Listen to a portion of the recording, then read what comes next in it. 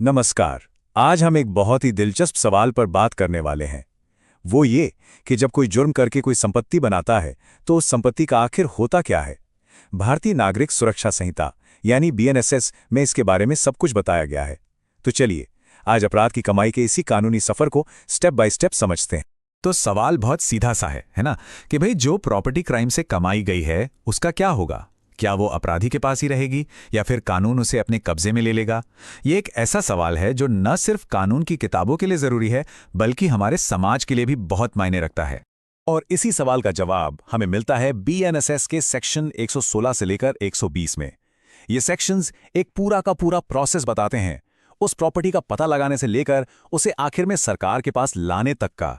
तो आइए इस प्रक्रिया के हर कदम को बहुत ही आसान भाषा में समझते हैं। तो इस कहानी का या कह लें इस सफर का पहला पड़ाव है सेक्शन 116, जिसका मेन काम है संपत्ति की खोज करना। यहीं से सारी कार्रवाई की शुरुआत होती है, जब कानून को शक होता है कि कोई प्रॉपर्टी अपराध की कमाई से बनी है। तो आखिर ये पूरी चीज शुरू कैसे होती है। देखिए, सबसे पहले कोर्ट तक किसी न किसी सोर्स से एक जानकारी पहुंचती है। जैसे ही कोर्ट को लगता है कि जानकारी में दम है, वो फौरन एक पुलिस ऑफिसर को ऑर्डर देता है कि जाओ उस प्रॉपर्टी को ट्रेस करो, उसका पता लगाओ और उसकी पहचान करो। यहीं से आप कह सकते हैं असली जांच शुरू होती है। अच्छा, अब ये भी जान लीजिए कि ये जांच कौन कर सकता है। कानून के हिसाब से ये जिम्मेदारी किसी सब इंस्पेक्टर या उससे ऊंचे रैंक के पुलिस ऑफिसर को ही दी जा सकती है। और कोर्ट की तरफ से इस ऑफिसर को काफी पावर भी मिलती है। वो किसी भी इंसान से पूछताछ कर सकता है, किसी भी जगह की तलाशी ले सकता है, प्रॉपर्टी के कागजात देख सकता है, यहां तक कि बैंक अकाउंट्स तक को खंगाल सकता है। ठीक है, तो संपत्ति मिल गई, अब आगे क्या। यहीं पर आते हैं सेक्शन 117 और 118। इनका फोकस इस बात पर है कि उस प्रॉपर्टी को फौरन सिक्योर किया जाए और उसका ठीक से मैनेजमेंट हो, ताकि केस चलने के दौरान उसे कोई बेच ना सके या कहीं और ट्रांसफर न कर दे। अब प्रॉपर्टी को सिक्योर करने के दो मेन तरीके होते हैं। पहला है सीजिंग यानी जब्त करना। इसमें पुलिस उस चीज पर फिजिकली कब्जा कर लेती है, जैसे कोई गाड़ी हो या कैश हो। दूसरा तरीका है अटैचमेंट यानी कुर्क करना। यह तब इस्तेमाल होता है जब फिजिकल कब्जा लेना मुमकिन नहीं, जैसे कोई घर या जमीन। इसमें कोर्ट एक कानूनी ऑर्डर निकालता है कि अब इस प्रॉपर्टी को कोई खरीद बेच नहीं सकता। यहां पर एक बहुत जरूरी टाइम लिमिट है, 30 डेज। अगर कोई पुलिस ऑफिसर किसी प्रॉपर्टी को जब्त या कुर्क करता है तो उसे 30 दिन के अंदर अंदर कोर्ट से उस ऑर्डर को कंफर्म करवाना ही पड़ता है। अगर वो ऐसा नहीं कर पाता तो वो जब्ती का ऑर्डर अपने आप खत्म हो जाएगा। ये एक तरह का लीगल चेक एंड बैलेंस है। अब सवाल यह है कि जो प्रॉपर्टी जब्त हुई है उसका क्या होगा। क्या वो ऐसे ही पड़ी रहेगी? नहीं। सेक्शन 118 के तहत कोर्ट एक एडमिनिस्ट्रेटर यानी प्रशासक को अपॉइंट करता है।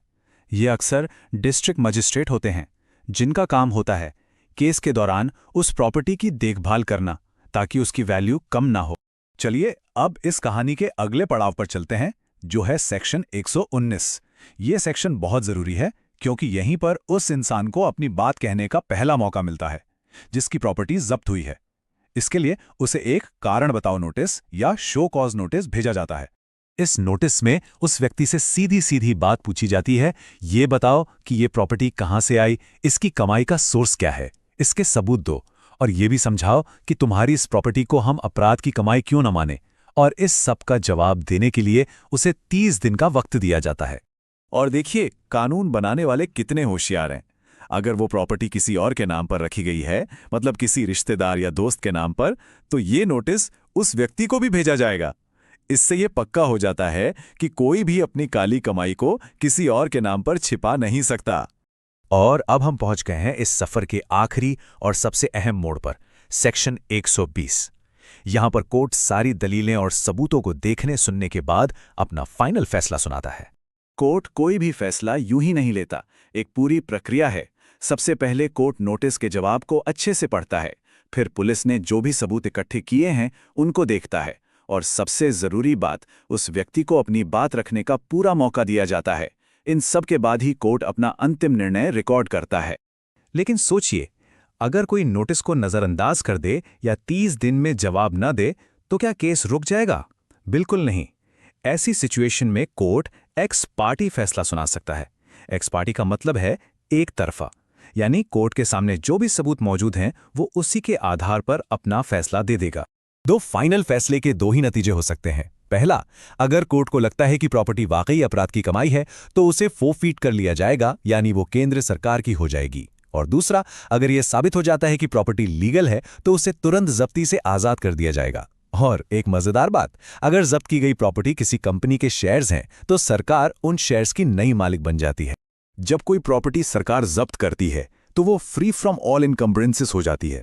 अब यह सुनने में थोड़ा भारी शब्द लगता है, पर इसका मतलब बहुत सिंपल है। इसका मतलब है कि सरकार को वो प्रॉपर्टी एकदम क्लीन मिलती है। उस पर कोई पुराना लोन, कोई गिरवी या किसी और का कोई भी दावा, सब कुछ खत्म हो जाता है। तो ये था अपराध से कमाई गई संपत्ति का पूरा सफर, शुरू से लेकर आखिर तक। चलिए एक बार फटाफट से इसके मुख्य पॉइंट्स को दोहरा लेते हैं और ये भी समझते हैं कि आखिर ये कानून इतना जरूरी क्यों है। तो इस पूरी यात्रा का सार क्या है? संक्षेप में, पहला कदम सेक्शन 116 के तहत पुलिस द्वारा खोजबीन। दूसरा, सेक्शन 117 के तहत प्रॉपर्टी को जब्त करना। तीसरा, सेक्शन 118 के तहत एक एडमिनिस्ट्रेटर द्वारा उसका मैनेजमेंट।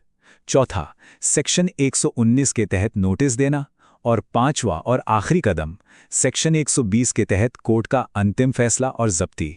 आखिर में सवाल ये उठता है कि इतनी लंबी चौड़ी प्रक्रिया की जरूरत ही क्या है?